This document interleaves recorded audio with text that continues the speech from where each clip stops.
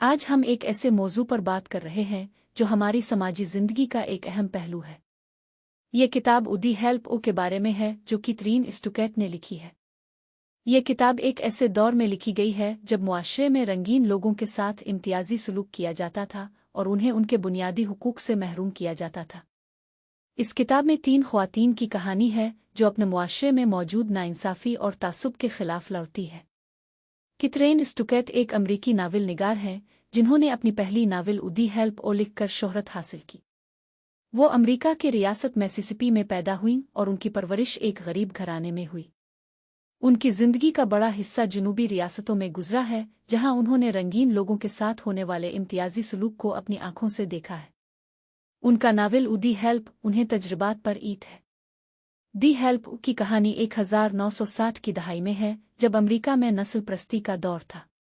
اس کہانی میں 3 خواتین ہیں، ایمیلین، ایبلین اور سیلیا۔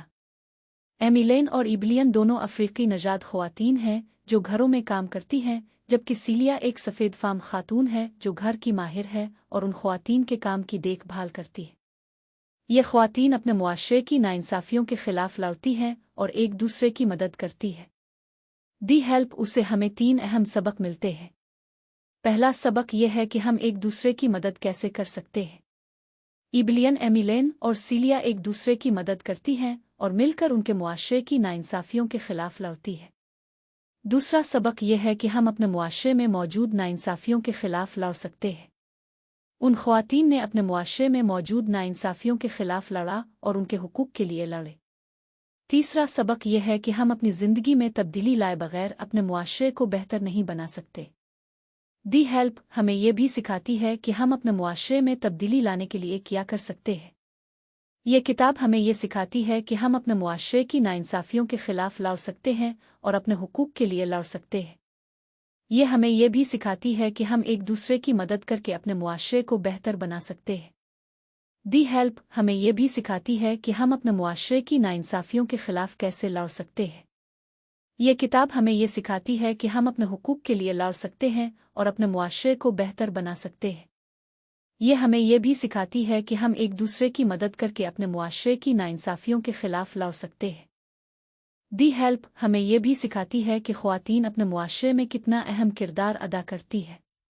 یہ کتاب ہمیں یہ سکھاتی ہے کہ خواتین اپنے معاشرے کی ناانصافیوں کے خلاف لڑ سکتے ہیں اور اپنے حقوق کے لیے لڑ سکتے ہیں۔ یہ ہمیں یہ بھی سکھاتی ہے کہ خواتین ایک دوسرے کی مدد کر کے اپنے معاشرے کو بہتر بنا سکتے ہیں۔ دی ہیلپ ہمیں یہ بھی سکھاتی ہے کہ آپ اپنے معاشرے میں کتنا اہم کردار ادا کر سکتے ہیں۔ یہ کتاب ہمیں یہ سکھاتی ہے کہ آپ اپنے معاشرے کی ناانصافیوں کے خلاف لڑ سکتے ہیں اور اپنے حقوق کے لیے لڑ سکتے ہیں۔ یہ ہمیں یہ بھی سکھاتی ہے کہ آپ ایک دوسرے کی مدد کر کے اپنے معاشرے کو بہتر بنا سکتے ہیں۔ دی ہیلپ ایک ایسی کتاب ہے جو ہمیں اپنے معاشرے کو بہتر بنانے کے لیے کیا کرنا چاہیے اس کے بارے میں سکھاتی ہے۔ یہ ہمیں یہ بھی سکھاتی ہے کہ ہم اپنے معاشرے کی ناانصافیوں کے خلاف لڑ سکتے ہیں اور اپنے حقوق کے لیے لڑ سکتے ہیں۔ یہ ہمیں یہ بھی سکھاتی ہے کہ ہم ایک دوسرے کی مدد کر کے اپنے معاشرے کو بہتر بنا سکتے ہیں۔ اس لیے آئیے ہم اپنے معاشرے کو بہتر بنانے کے لیے کام کریں اور اپنے حقوق کے لیے لڑیں۔